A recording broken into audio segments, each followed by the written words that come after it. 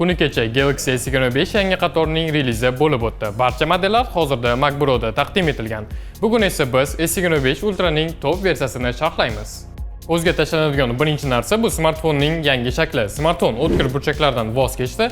Endi ekran yanada silliqlashgan. Ekran kattalashdi. S25 Ultra'da 608 o'rniga 609 dyum, ammo smartfon o'lchami o'zgarmadi. Ekran ingichkaroq ramka hisobiga kattalashdi.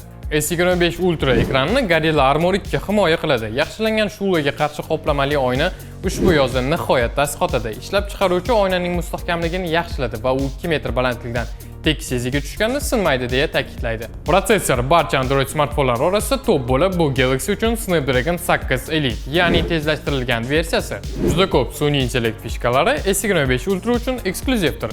Eng zo'ri haqida aytib beraman. Seriyali suratga olishda sun'iy intellekt juda muvaffaqiyatli suratda ko'zini pirpiratgan odamning yuzini almashtirishi mumkin. Nihoyatda tabiiy bo'lib chiqadi. Keng burchakli kamerani 12 dan 50 megapikselgacha yaxshiladilar. Yana log videoni soniyasiga 30 kadrgacha 8K formatda suratga olish imkoniyati paydo bo'ldi.